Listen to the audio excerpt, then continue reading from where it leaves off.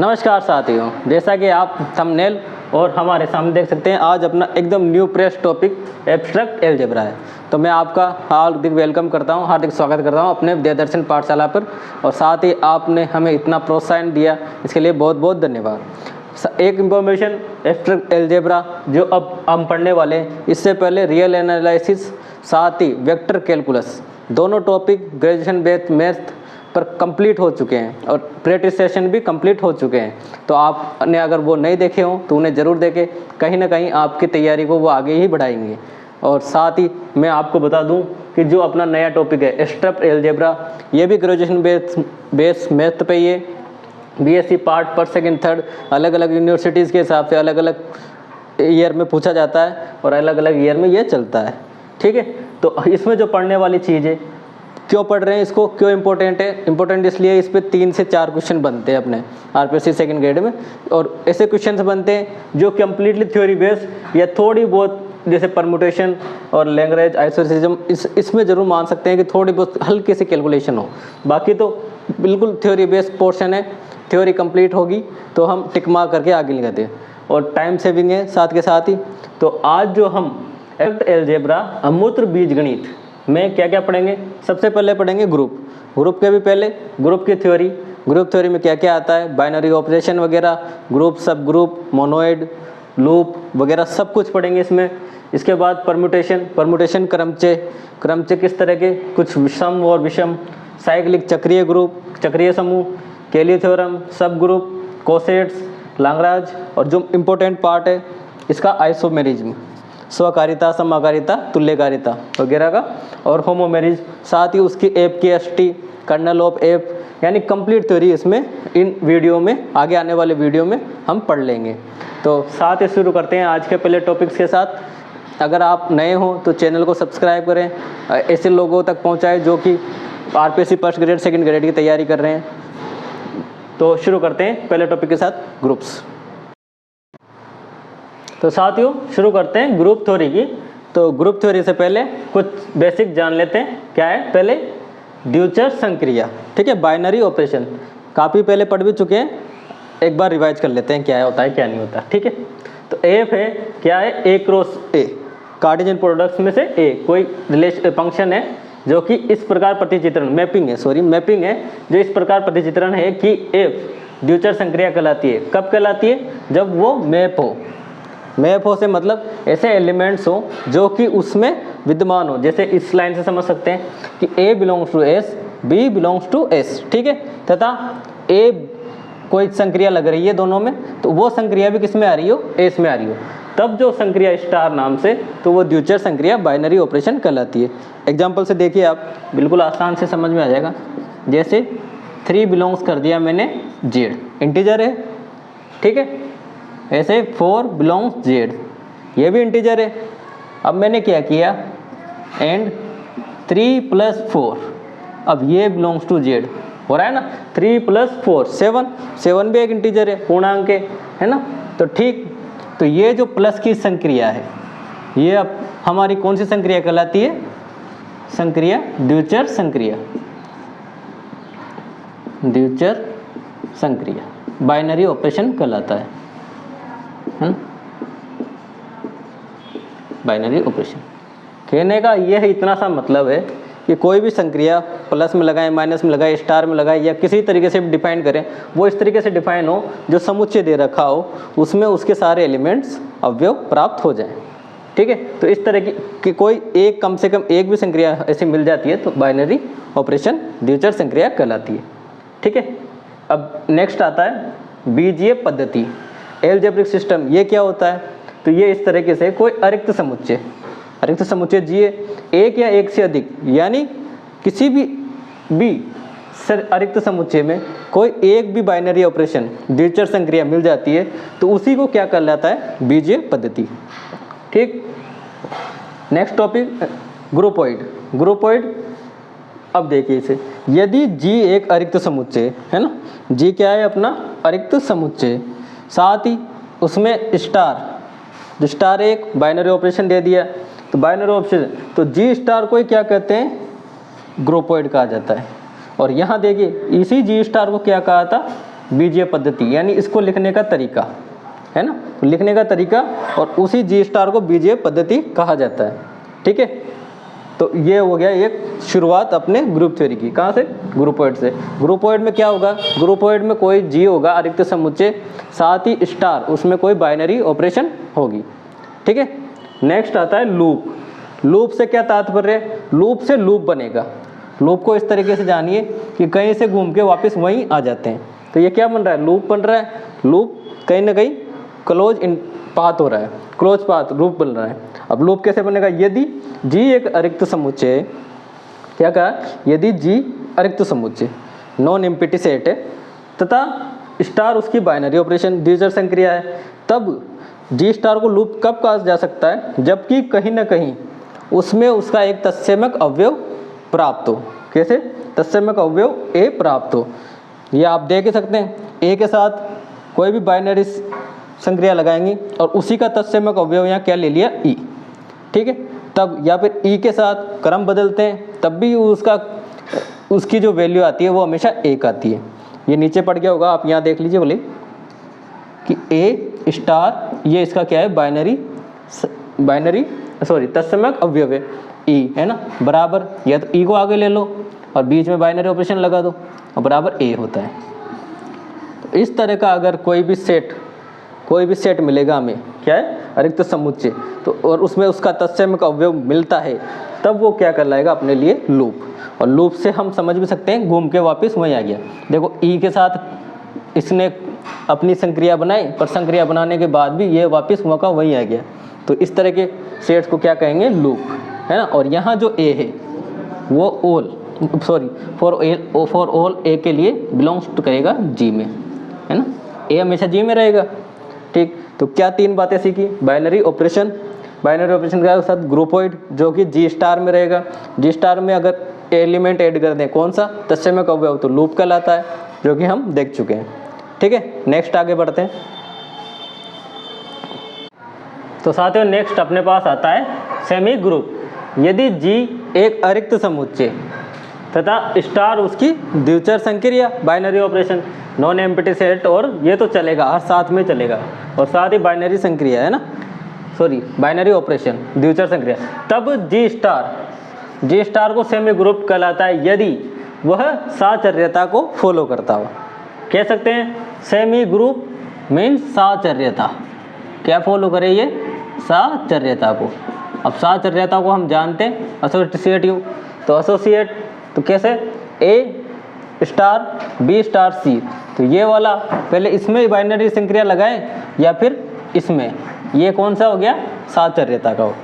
ठीक है, और जो भी ABC है वो हमारे जी में विद्यमान हो। ठीक, नेक्स्ट आता है अपने पास मोनोइड। यदि जी एक अरिक्त समुच्चय और स्टार द्विचर संक्रिया, ठीक, तब जी स्टार मोनोइड कहलाता है यदि इसमें तत्समक अवयव विद्यमान हो, साथ ही साचर्यता को फॉलो करे, यानी आइडेंटिटी एलिमेंट भी मिले, एलिमेंट, और क्या हो? साचर्यता भी हो, एसोसिएटिव भी हो, प्रॉपर्टी को भी फॉलो करे। ठीक, एसोसिएटिव प्रॉपर्टी को भी फॉलो करे। ठीक, किस तरीके से? इस तरीके से कि ए अगर मैं आइडेंटिटी एलिमेंट के साथ लगाऊं तो मुझे हमेशा क्या मिले? ए मिले, क्योंकि जो कि आइडेंटिटी एलिमेंट की तत्समक अवयव की गुणधर्म भी होता है। ठीक है, इसी तरह साथ ही क्या हो? साचर्यता को फॉलो करे, जो हमने लिख चुके हैं।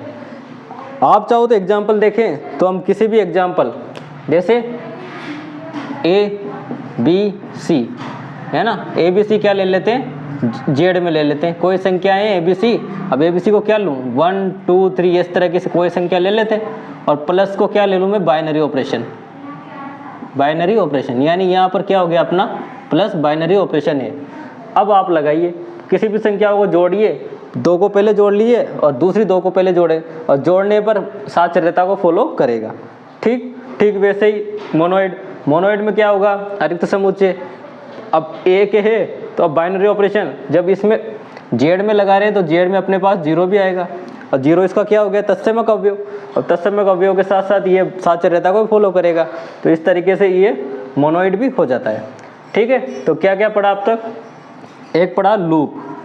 लूप में क्या था? लूप में आइडेंटिटी थी, ठीक है। लूप में क्या था अपने पास? आइडेंटिटी। आइडेंटिटी के बाद सेमी ग्रुप जिसमें साहचर्य था, ठीक है, एसोसिएटिव। और मोनोइड पढ़ लिया जो जिसमें कि आइडेंटिटी भी है और साहचर्यता भी है, ठीक है। अब नेक्स्ट टॉपिक अपना आता है वो है ग्रुप। तो उस पर बनाते हैं स्लाइड। तो नेक्स्ट जो अपना टॉपिक है ग्रुप। ग्रुप के लिए देख लेते हैं, यदि G एक अरिक्त समुच्चय तथा स्टार उसकी क्या है? द्विचर संक्रिया है, तब बीजीय पद्धति एल्जेब्रिक स्ट्रक्चर ये इसकी G स्टार एक ग्रुप कहलाता है। कब कहलाएगा ये ग्रुप? जब वह निम्न अभिगृहित, अभिगृहितों को हम पहले पढ़ चुके हैं, क्या होती है? एक्सोम्स। एक्सोम्स को फॉलो करें। कौन कौन सी एक्सोम? G1, G2, G3, ठीक है। G1, G2, G3। पहली कौन सी है? साहचर्यता। तो साहचर्यता की बात करेंगे तो एसोसिएटिव, एसोसिएटिव प्रॉपर्टी है ना। तो हम एसोसिएटिव प्रॉपर्टी को पढ़ चुके हैं, क्या होती है? ए स्टार बी स्टार सी। पहले इन दोनों को सोल्व करें या बाद में इन दोनों को, ठीक। और जो भी ABC हो किस में हो? G में हो। किसको फॉलो करेगा? पहले साहचर्यता को। दूसरी जो फॉलो करने वाली बात है तत्समक अवयव विद्यमान हो, existence of identity, identity present हो उसमें, है ना। किसी भी ग्रुप में आइडेंटिटी प्रेजेंट हो, ठीक, उसे हम ग्रुप कहेंगे। उस सेट में, किसी सेट में आइडेंटिटी प्रेजेंट होगी तो उस सेट को हम ग्रुप कहेंगे। तीसरी बात क्या है? तीसरी बात है प्रतिलोम अवयव अस्तित्व। साथ ही इसके बाद एग्जिस्टेंस ऑफ क्या हो? इनवर्स हो, ठीक है, उसमें प्रतिलोम भी हो। प्रतिलोम को किस तरह लिख सकते हैं? A स्टार B या B स्टार A लिखते ही जो मिले वो क्या है? Identity element. तो हम यहाँ कह सकते हैं कि A B का क्या है? प्रतिलोम है, प्रतिलोम है। तो ग्रुप के लिए 3 फ्लोइंग एग्जाम्स है जो कि उसे पूरे करनी जरूरी है। पहली साहचर्यता, फिर तत्समक, तीसरी प्रतिलोम अवयव, ठीक है। तो इन तीनों को अगर पूरा करेगा तब तो वो क्या कर लेगा? ग्रुप। अब एग्जाम्पल देखते हैं। तो एग्जाम्पल कोई भी आप प्लस ले लो, द्विचर संक्रिया प्लस यानी जोड़ने के लिए, और जो सेट है ना, क्या है? जो नंबर है वो रियल नंबर ले लो, तो उस पर आपको ये तीनों मिल जाते हैं। कैसे? एसोसिएटिव को फॉलो करेगा रियल नंबर है तो। अब ए और A inverse sorry identity element एक उसमें रहता है प्लस के लिए, है ना। और साथ ही क्या है? उसका इन्वर्स। अब इन्वर्स के लिए समझ सकते हैं कि इन्वर्स के लिए देखना पड़ता है कि ए, अब इस ए का जैसे मान लो 2 लिया है ना, 2 लिया तो इसका इन्वर्स क्या होगा? 2 + -2 बराबर क्या आ गया? आइडेंटिटी एलिमेंट आ गया 0। तो इस तरीके से उसमें -2 भी रहेगा, भले रियल नंबर ना ले, इंटीजर ले लें तब भी ये फॉलो हो जाता है। तो समझने वाली बात है, एग्जाम्पल करेंगे तब और अच्छे से समझ लेंगे, ठीक। अब बात आती है अगली आबेलियन ग्रुप की। ग्रुप जो कि आबेली हो। आबेली के लिए जो आबेली ग्रुप, अब ग्रुप तो यह है ही सही, है ना, ग्रुप ये है ही सही। अब ग्रुप ये है तो 3 कंडीशन तो ये फॉलो करेगा, ये 3 एग्जाम्स को तो ये फॉलो करेगा। कौन कौन सी? पहली साहचर्यता, एसोसिएटिव होगा, ठीक है। एसोसिएटिव के साथ existence of inverse identity element, तत्समक अवयव प्रेजेंट होगा उसमें, ठीक। तीसरी वाली प्रतिलोम, प्रतिलोम का अस्तित्व होगा। इन 3 को तो ये क्यों फॉलो कर रहा है? क्योंकि ये ग्रुप है ना, तो ग्रुप की वजह से। तो अन्य बात क्या है? तो इसमें जो अन्य बात है वो है अपनी G4। G4 क्या? कि क्रम विनिमयता को फॉलो करे। हो सकता है नीचे नहीं दिख रहा हो आपको तो मैं ऊपर लिख देता हूँ। क्या है? क्रम विनिमयता। अब क्रम विनिमयता यानी कम्यूटेटिव प्रॉपर्टी को फॉलो करे। किस तरीके से? जैसे A स्टार B हो तो B स्टार A भी होना चाहिए। प्लस के लिए आप चेक कर लो, बोले 1 + 2 और = 2 + 1, जो कि दोनों ही सेम होते हैं किसमें? इंटीजर में, यानी पूर्णांक संख्याओं में। तो ये थी बात ग्रुप और आबेली ग्रुप की, ठीक है। आई होप समझ में आगे हो गया। नेक्स्ट आगे बढ़ते हैं। तो नेक्स्ट आता है अपने पास परिमित व अपरिमित, फाइनाइट एंड इनफाइनाइट ग्रुप, ठीक है। यदि G स्टार एक ग्रुप हो तथा जी में जो अवयवों की संख्या हो वो कितनी हो, सीमित हो। जो भी संख्या हो वो कौन सी हो, सीमित हो। तो बिल्कुल आसान, तो फाइनाइट के लिए सीमित हो, तथा अगर अवयवों की संख्या अपरिमित होगी तो अपरिमित, इनफाइनाइट होगी तो वो इनफाइनाइट ग्रुप। तो काफ़ी आसान था, परिमित केवल अवयवों की संख्या देखनी है और अवयवों की संख्या से ही हम डायरेक्ट बता सकते हैं कि अवयवों की संख्या पर परिमित होगा या अपरिमित। ठीक है, नेक्स्ट है अपने पास ग्रुपांक। इसे ग्रुपांक के नाम से या ग्रुप की कोटि या ऑर्डर ऑफ ए ग्रुप, तीनों नाम से पूछा जा सकता है। क्या होता है, जी स्टार एक ग्रुप है जो कि चल ही रहा है अपने पास, जी स्टार ग्रुप है। ठीक है, तब इसकी कोटि ऑर्डर ओ जी से लिखते हैं, इसको किससे लिखेंगे, ओ जी से व्यक्त करते हैं। साथ ही ऑर्डर को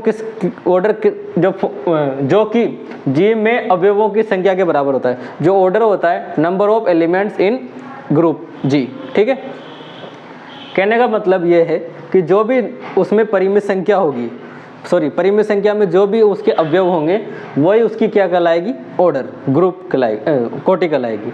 ठीक, तो कोटि निकालना काफ़ी आसान, बस क्या निकालना है, number of element in group G, A B C, जो भी ग्रुप होगा उसमें उसके अवयवों की संख्या।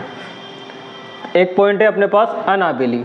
अबेलियन हम पढ़ चुके हैं। अबेलियन में कौन कौन से अबेलियन, अब ग्रुप तो होगा तो 1 2 3, G1 G2 G3 है ना, G1 G2 और G3, इन तीनों को तो हर ग्रुप फॉलो करेगा। कौन कौन सी है हम देख भी चुके हैं, साचर्यता वाली, साचर्यता, फिर उसके बाद तत्समक होना चाहिए, तत्समक अवयव हो, और प्रतिलोम हो, है ना। अब जहाँ भी ग्रुप लिखा हुआ है तो यहाँ ग्रुप लिखा हुआ है तो ये कम से कम इन तीनों को तो फॉलो करेगा। किसको फॉलो नहीं करेगा, तो फॉलो इसको नहीं करेगा यदि एक भी युग्म, कम से कम एक भी पेयर उसे ऐसा मिल जाए, किस तरह का, जो कि A star B does not equal to B star A हो, यानी उस बाइनरी ऑपरेशन को फॉलो नहीं करता हो, किसमें, क्रम बदलने के साथ ही उस बाइनरी ऑपरेशन को फॉलो नहीं करता हो, तो ऐसे में क्या होगा, ऐसे में वो अनआबेली ग्रुप कहलाता है। ठीक, इसे जी को अनआबेली या अक्रमीय क्रम विनिमयता ग्रुप कहते हैं, समूह कहा जाता है। ठीक है, तो नेक्स्ट आगे बढ़ते हैं। अब तो साथियों नेक्स्ट जो टॉपिक है अपना, ग्रुप के गुणधर्म, प्रॉपर्टीज ऑफ ग्रुप। ठीक है, ये ग्रुप के गुणधर्म ही नहीं है, ये अपने लिए वो थ्योरम्स भी है जो हम डायरेक्ट यूज कर सकते हैं, क्योंकि इन पे क्वेश्चन आते हैं और डायरेक्ट यूज करके हम इन प्रॉपर्टीज़ को ही यूज करके तुरंत आंसर निकाल लेते हैं। किस तरीके से, देखिए, जैसे P1 पहली जो प्रॉपर्टी है, यदि G स्टार एक ग्रुप है तब A स्टार B का इन्वर्स इज इक्वल टू होता है B inverse star A inverse. ठीक, क्या होता है, अब देखो ये होने में क्या होना चाहिए था, A inverse star B inverse, जबकि ऐसा नहीं होता। होता क्या है, उसका अपोजिट होता है, B inverse star A inverse. ठीक है, तो इसे भी याद रखना है। क्या होगा, अगर A स्टार B का inverse is equal to B inverse star A inverse. ठीक है, और A B क्या है, अपने G में विद्यमान है। दूसरा, यदि G एक अद्वितीय तत्समक, G में कोई भी यूनिक तत्समक अवयव विद्यमान होता है। ठीक है, G स्टार अगर ग्रुप है तो उसमें कोई ना कोई तत्समक अवयव मिलेगा, पर वो जो तत्समक अवयव होता है वो यूनिक होता है ना, तो वो उसमें विद्यमान होता है। साथ ही ऐसे ही unique inverse, existence of unique inverse और एलिमेंट। ठीक है, G में क्या होता है, अद्वितीय प्रतिलोम विद्यमान भी होता है। ठीक, नेक्स्ट आता है A इन्वर्स ऑफ इन्वर्स, यानी A का इन्वर्स अगेन इन्वर्स करेंगे तो जो एलिमेंट मिलता है वो A ही होता है। ठीक है, और A जो होगा वो G में होगा। तो पहली प्रॉपर्टी बहुत इंपॉर्टेंट, पहले दो जो बीच की दो बातें हैं, ये दो बातें कहीं ना कहीं ग्रुप एग्जाम्स में अभिग्रहित में से ही ली गई है, जो आप देख भी सकते हैं, जैसे अद्वितीय हल और अद्वितीय।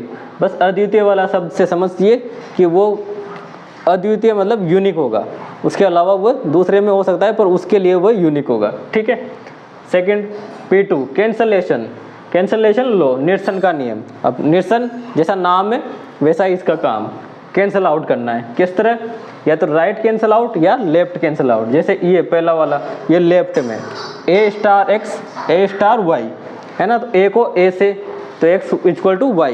ठीक है, और क्या हो गया, A B और X Y किस में हो, G में हो। ठीक, ऐसे ही X star A is equal to Y star A, और एक्स वाई किस में हो, एक्स वाई मिलेगा। अब ये तो कौन सा है अपना लेफ्ट वाला है ना, बायां, और ये है अपना दायां, और जो कि हम देख भी सकते हैं यहाँ ए से ए में कैंसिल आउट हो रहा है, और यहाँ बी से ए से ए में लेफ्ट साइड में कैंसिल आउट हो रहा है। तो इस तरह के कैंसलेशन लो हम ग्रुप में कर सकते हैं। ठीक, प्रॉपर्टी नंबर 3, यदि जी स्टार एक ग्रुप है, ठीक है, जी स्टार क्या है अपना एक ग्रुप है, तब निम्न में अद्वितीय हल विद्यमान होंगे। किस तरीके से, अगर A star X equal to B दे रखा है, साथ ही A Y star A equal to भी बी दे रखा है, तो जो सॉल्यूशन हमें मिलेगा, कौन से सॉल्यूशन, यहाँ एक्स और यहाँ वाई, तो जो सॉल्यूशन हमें मिलेगा वो यूनिक रहेगा, है ना। यूनिक से दोनों में जो सॉल्यूशन मिलेंगे वो कौन से रहेंगे, यूनिक। अब आप देख भी सकते हैं ए स्टार एक्स है ना, बी मिल गया, ये भी यहाँ बी है और यहाँ पर भी बी है, ठीक, और वाई स्टार ए, केवल इनका क्या किया है, क्रम विनिमय किया गया, क्रम विनिमय। और ऐसे कंडीशंस में जो एक्स और वाई मिलेंगे या फिर जो ए मिलेगा, बी मिलेगा, सी मिलेगा, ये सब क्या रहेंगे, यूनिक रहेंगे। तो इसको ही कहते हैं क्या, निम्न अद्वितीय हल विद्यमान होंगे। कब होंगे, जब ये दोनों कंडीशन वो कोई ग्रुप या सेट वो फॉलो करेगा। ठीक है, तो एक्स वाई ए बी ये तो बेसिक कंडीशन है, इसी किस में रहेंगे, जी में। ठीक, तो ये 3 प्रॉपर्टीज। प्रॉपर्टी नंबर 4, यदि अब सेमी ग्रुप यदि किसी परिमित सेमी ग्रुप में निरसन का नियम सत्य हो, निरसन का नियम अभी देख लिए, ये दोनों नियम, इन दोनों में से कोई एक भी नियम सत्य हो, साथ ही वो क्या हो, सेमी ग्रुप। अब सेमी ग्रुप को हम पढ़ चुके हैं, क्या होता है सेमी ग्रुप में, सेमी ग्रुप में होती है साचर्यता, साचर्यता। ठीक है, सेमी ग्रुप में क्या होता है, साचर्यता। तो ए स्टार बी स्टार सी, तो ए स्टार बी स्टार सी, पहले 2 को और अंतिम 2 को ले लिया, है ना, इक्वल होने चाहिए। निरसन का नियम A star X equal to A star Y equal to X Y, ये तो कौन सा है, बायां। अब दायां देखेंगे तो एक्स स्टार ए बराबर Y star A equal to X Y. ठीक है, तो ये कौन सा हो गया, दायां नियम। इन दोनों में से कोई एक फॉलो हो, ये तो एक क्या दोनों ही फॉलो होते हैं ग्रुप में, तो है ना, और साथ ही साचर्य हो, तो इस तरह के सेमी ग्रुप को क्या कहेंगे, हम ग्रुप कह सकते हैं। ठीक है, अब स्टेटमेंट में क्वेश्चन पूछ ले वो सीधा ही अपन से, हम लोगों से, कि क्या, कि एक सेमी ग्रुप है जो निरसन के नियम को फॉलो कर रहा है, ऑप्शन डाल दे, मोनोइड होगा, सब ग्रुप होगा, क्या होगा, या अलग भाषा में स्टेटमेंट बना दे, तो हम सीधा कह सकते हैं कि जी वो ग्रुप होगा। ठीक है, एक जो इम्पोर्टेंट क्वेश्चन है, इम्पोर्टेंट प्रॉपर्टी है अपने लिए, जो कि डायरेक्ट स्टेटमेंट बेस्ड में पूछी जा सकती है, क्या होता है, यदि 6 से कम कोटि का प्रत्येक समूह, है ना, कोटि कैसे निकालेंगे, number of elements in group G, है ना, तो उसमें जो जी में कोई ग्रुप रहेंगे उनकी संख्या के आधार पर हम कोटि निकाल लेते हैं। तो हमेशा वो सदैव कौन सा होगा, अगर 6 से कम है ऑर्डर ऑफ जी क्या हो, 6 से इक्वल नहीं है, 6 से कम ही है ना, 6 से कम होगा, तो वो जो भी जी होगा ना, हमेशा क्या होगा, एक आबेली समूह होता है ना, आबेली होगा। ठीक है, तो जी कौन सा होगा, यहाँ जी हमेशा आबेली होगा। ठीक है, जी हमेशा आबेली होगा। तो ये काफ़ी इंपॉर्टेंट प्रॉपर्टीज़ है, आप फिर से देख लीजिए। पहला ग्रुप की है कुछ निरसन का नियम, निरसन के बाद अद्वितीय हल, अद्वितीय बार के साथ सेमी ग्रुप के साथ कोई भी एक निरसन का नियम फॉलो करे तब भी उसे ग्रुप कह सकते हैं। और लास्ट अपनी P5 जो कि 6 कोटि का क्या है, प्रत्येक अवयव जो क्या होता है, आबेली होता है। ठीक है, इसके बाद हम संक्रिया सारणी बनाना सीखते हैं। तो नेक्स्ट जो टॉपिक है अपने पास, संक्रिया सारणी, ऑपरेशन टेबल। ठीक है, अब ऑपरेशन टेबल तो ये क्या है, अपना एक बेसिक है। बेसिक इसलिए है कि इस टेबल को बनाना कम से कम आना चाहिए, क्योंकि इसी टेबल के जब उपयोग के बारे में पढ़ेंगे तो हम डायरेक्ट टेबल को देखकर ही किस तरीके से एडिटिव इन्वर्स, मल्टीप्लिकेटिव इन्वर्स, जो भी उसने बाइनरी ऑपरेशन दे रखा है उसका इन्वर्स, कुछ एलिमेंट्स वो समवर्त है या नहीं है, काफ़ी डिटेल में उसके बारे में हम कह सकते हैं। तो ये हमें बनानी आनी चाहिए, काफ़ी ईजी है, बहुत ही ज़्यादा ईजी है। देखते हैं कैसे, जैसे योग मॉड्यूल लो यानी एडिशन मॉड्यूल। अब एडिशन मॉड्यूल के लिए कैसे बनाएंगे, कुछ फंक्शन इस तरीके से दिया गया है, ए प्लस एम बी, है ना। ए प्लस बी कब होगा ए प्लस बी? जब A plus B less than M हो, है ना। ए प्लस बी की वैल्यू जो कि किससे कम आए? एम से, ठीक। ऐसे ही A plus B minus M, जबकि ए प्लस बी की वैल्यू किससे ज़्यादा आ जाएगी? एम से। अभी आपके कम समझ में आया होगा, बिल्कुल एग्जाम्पल से करते हैं। तो एग्जाम्पल से देखते हैं, जैसे कि a प्लस 4b, ठीक है, a प्लस 4b। अब इसकी क्या बनानी है? हमें टेबल बनानी है। तो a प्लस अब 4b, ठीक है। अब जो गिवन एलिमेंट है उनको भी लिख लेते हैं। तो जो गिवन एलिमेंट है उनको यहाँ लिख लेते हैं। g दे रखा है क्या? 0 1 2 3, ठीक है। 0 1 2 3 बनाते हैं इसकी टेबल। इसकी टेबल बनाएंगे तो सबसे पहले ऑपरेशन टेबल के लिए इस तरह के टेबल बनानी है, जिसमें यहाँ लिखेंगे अपन प्लस 4। अब कितने कॉलम बनाऊँ मैं इसमें? तो देखो एलिमेंट 1 2 3 4, तो ऐसे ही 4 एलिमेंट्स के लिए 1 2 3 4, तो ये 2 ये 3। ऐसे ही जब इसके रो की बात आ जाएगी तो 0 1 2 और 3, ठीक है। अब क्या करना है? ऑपरेशन लगाना है। ऑपरेशन किस तरह से? जिसे टेबल में दे रखा है, ठीक है। 0 प्लस 0, तो 0 प्लस 0 0 आएगा, और 0 किससे छोटा है? 4 से, तो क्या आ जाएगा? 0, ठीक है। 0 प्लस 1, तो 1, और 1 किससे छोटा है अभी? 4 से, तो 1। 0 प्लस 2, तो 2, और 0 प्लस 3 इक्वल टू 3, क्योंकि 3 किससे छोटा है अभी? 4 से, ठीक है। ऊपर वाली टेबल चल रही है। 1 प्लस 0 1 अभी भी 4 से छोटा है, तो क्या लिख सकता हूँ? 1 प्लस 1 2, 4 से छोटा है। 1 प्लस 2 3, 1 प्लस 4। अब देखिए यहाँ थोड़ी समस्या है। 1 प्लस 3 कितने हो गए? 4। अब 4 यहाँ भी 4 और यहाँ भी 4, छोटा थोड़ी है पर उससे वो, तो कौन सा वाला एक्सप्रेशन लगेगा? नीचे वाला।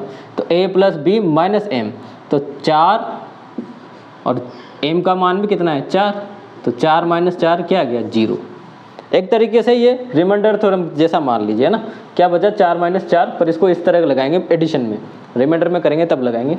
तो एडिशन में इस तरह a plus B minus M, तो 4 आ गया था, 4 माइनस 4 4 भी, ठीक है। अब क्या आ गया? 0, ठीक।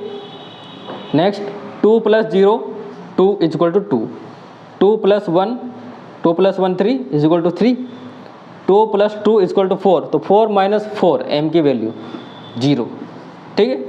ऐसे ही 2 प्लस 3, इसके लिए कॉलम और रो दोनों देख लें, है ना। रो एंड कॉलम दोनों देख के और एडिशन करना है। तो 2 और 3 5, अब तो 5 माइनस 4 1, तो 1 इज करेक्ट, ठीक। Last 3 plus 0 3, 3 plus 1 4, 4 again 4 minus 4 is equal to 0, 3 plus 2 5, 5 minus 4, तो 5 माइनस 4 1, ठीक। 3 प्लस 3 6, और 6 minus m is equal to 4, तो 4 इज 2, ठीक है। तो ये हमारी क्या बन गई अब? Modulo table. किसके लिए? एडिशन के लिए। अब देखिए, अब ये इसमें जो भी ये मुख्य ये जो एलिमेंट मिले हैं, ठीक है, ये अपने डायगोनल एलिमेंट। चलो इसके बारे में बाद में करेंगे, पहले मॉड्यूलो बना लेते हैं। फिर जब इसकी उपयोग वगैरह एडवांटेज वगैरह की बात करेंगे तब इसकी बात कर लेंगे, ठीक है। तो अभी गुणन के लिए कर लेते हैं। जैसे ये तो कंप्लीट बन गई ना कि a प्लस बी देखा और a plus B minus M. जब भी a प्लस बी की वैल्यू किससे? m से छोटी आएगी, तब तो कौन सी वैल्यू लग जाएगी? a प्लस बी ऊपर वाली। अगर a प्लस बी से बड़ी या बराबर आ गई तब नीचे वाली, ठीक है। बराबर आ गई थी इसलिए 4 माइनस 4 0 आए, ठीक है। नेक्स्ट देखते हैं गुणन के लिए, ठीक। वैसे ही एग्जाम्पल अब देख लीजिए पहले तो आप a इंटू बी, और m क्या है? यहाँ m वही जिसके लिए टेबल बनती है ना। यहाँ 4 के लिए थी, तो यहाँ जो एग्जाम्पल लेंगे उसके लिए क्या होता है? a into B. अब a इंटू बी क्या हो? छोटा हो m से, तब तो कौन सी वैल्यू आएगी? a into B. साथ ही अगर a इंटू बी बड़ा या बराबर हो m से, बड़ा या बराबर हो m से, तब आएगा r। और r क्या है? कि a इंटू बी को m से विभाजित करने से प्राप्त शेषफल, ठीक है। a इंटू बी को a से m से जब डिवाइड करेंगे उससे प्राप्त शेषफल। ठीक, एग्जाम्पल लेते हैं। जैसे सबसे पहले जी ले लिया, जी 0 1 2 3, ठीक है। कितने एलिमेंट, 1 2 3 4, तो मल्टीप्लाई में 4 करना है, ऑपरेशन लगाना है ना। ये x नहीं है, मल्टीप्लाई लिखना है इसको, मल्टीप्लाई में 4, ठीक है। तो क्या है अपने पास, a मल्टीप्लाई 4b, इसकी टेबल बनानी है ना। डायरेक्ट x4 से बना दूँ तो x4 रो और कॉलम, ठीक वैसे ही जैसे अभी किए 0 1 2 3, 0 1 2 3, ठीक है। ये हमारी टेबल बन गई। अब क्या करना है, अब एलिमेंट्स निकाल लें इसके अंदर के। तो 0 इंटू 0 0, और 0 किससे छोटा है, m से छोटा ही। 0 इंटू 1 0, 0 इंटू 2 0, और 0 इंटू 3 0। ऊपर की टेबल सारी 0 हो गई। जैसे 1 इंटू 0 अगेन 0, 1 इंटू 1 1, और 1 किससे छोटा है, m से, तो क्या लिखेंगे, 1 ही लिखेंगे। 1 इंटू 2 2, और किससे छोटा है, m से, तो 2 ही लिखेंगे। और 1 इंटू 3 3 किससे छोटा है, 4 से, 3 लिख देंगे, m जो कि 4 दे रखा है, ठीक है। ये आप लिख भी लो, m बराबर 4, कन्फ्यूजन नहीं हो। ऐसे ही इसमें आता क्या था, m बराबर 4, ताकि पता चल जाए कैसे बनाई, ठीक है। नेक्स्ट 2 इंटू 0, तो 2 इंटू 0 0, छोटा है अभी भी। 2 इंटू 1 1, सॉरी 2, और 2 किससे छोटा है, m से, तो 2 आ जाएगा, ठीक है। और 2 इंटू 2 4, अब 4 देखिए m के बराबर है, बड़ा तो नहीं है, बराबर है, तब क्या आएगा, रिमाइंडर। रिमाइंडर कैसे निकालेंगे, 4 से डिवाइड करेंगे। 4 से डिवाइड करेंगे 4 को, क्या मिलेगा, पूरी बार भाग जा रहा है, पूरी बार जा रहा है, तो फिर 0 मिलता है, ठीक है। ऐसे 2 इंटू 3 6, अब 6 को डिवाइड, 6 किस 4 से बड़ा है, तो 6 को डिवाइड करेंगे 4 से, कितना मिला, 2 रिमाइंडर में, है ना, ठीक है। शेषफल प्राप्त हुआ। 3 इंटू 0 0, 3 इंटू 1 3, छोटा है अभी। 3 इंटू 2 6, और 6 किससे बड़ा है, 4 से, तब क्या करेंगे, भाग देंगे। भाग देने पर क्या मिलेगा, 2, ठीक है। और लास्ट है अपने पास 3 इंटू 3, 3 इंटू 3 कितना हो गया, 9। 9 किससे छोटा है, सॉरी 9 किससे बड़ा है, 4 से, तब क्या निकालेंगे, वापस रिमाइंडर।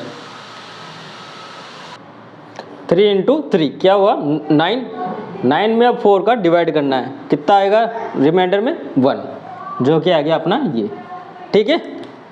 तो इस तरीके से हम गुणन और योग के लिए, और बाकी जो भी बाइनरी ऑपरेशन दे रखा हो उसके लिए क्या बना सकते हैं, मॉड्यूलर टेबल, ठीक है। गुणन और योग यही ज़्यादा काम आती है, इसलिए यह बनाई। और दूसरा फंक्शन जब दिया गया हो, सॉरी ऑपरेशन देंगे, तो उस ऑपरेशन को यहाँ रख दीजिए, जो भी वैल्यू आती जाए उन्हें उस टेबल से भर देंगे, ठीक है। अब देखते हैं इसकी कुछ रोचक जानकारियाँ, इसके बारे में कुछ क्या कह सकते हैं, क्या नहीं कह सकते। देखो, सबसे पहले ये जो ये एलिमेंट है, इसको कहते हैं मुख्य विकर्ण, है ना, प्रिंसिपल डायगोनल।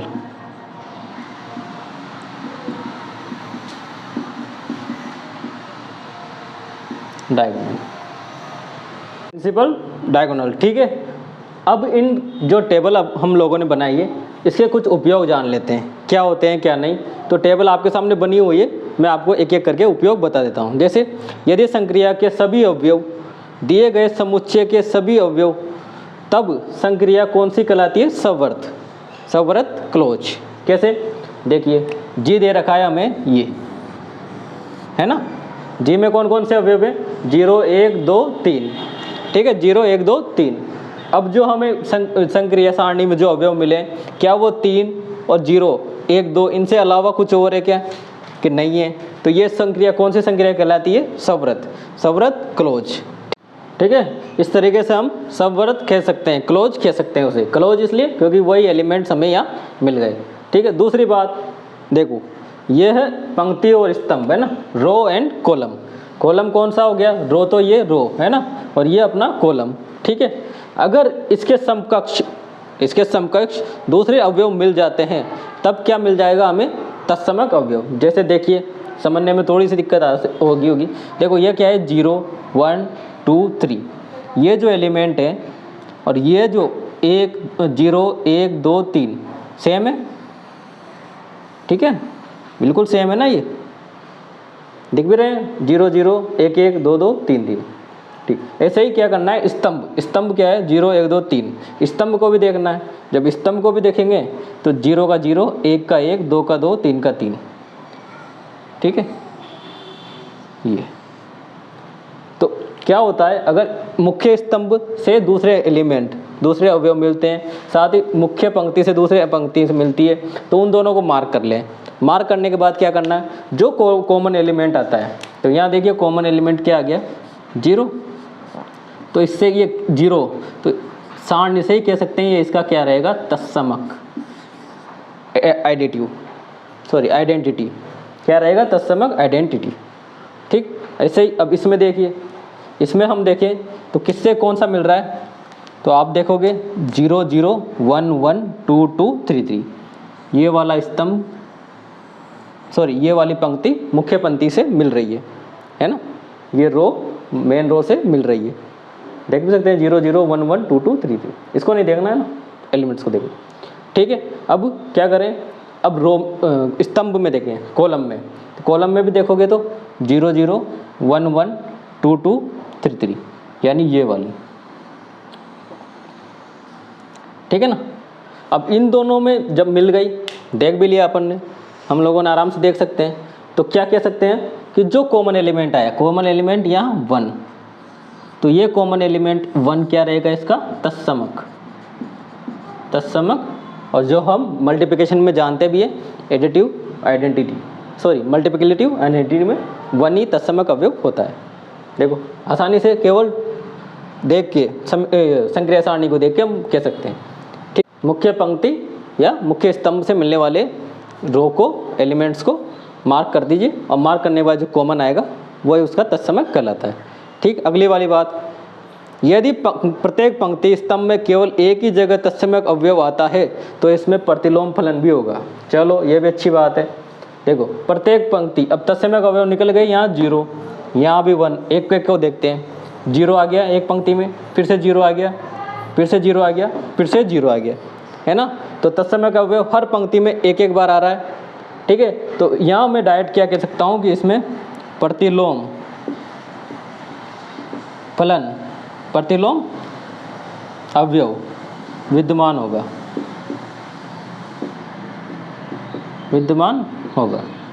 क्या कह सकते हैं, प्रतिलोम अवयव विद्यमान होगा। इसी तरीके से अब देखिए इसमें तत्समक अवयव 1 है, पहली वाली पंक्ति में नहीं है। तो नेक्स्ट जो बात है इसकी, जहाँ हम कह सकते हैं क्या कि देखो ये है इसकी मुख्य विकर्ण से मिल रहा था, ये इसके पंक्ति वाले से मिल रहा है, ये इसके स्तंभ वाले से, तो ऐसा होगा, कब होगा, अब देखिए 0 × 0 = 0, तो ये 0 और ये 0 एक दूसरे के क्या है, प्रतिलोम है ना। ऐसे ही 1 × 1, यहाँ 0 नहीं मिल रहा, पर इसका मुख्य विकर्ण यहाँ मिलेगा, कहाँ, 0 पे।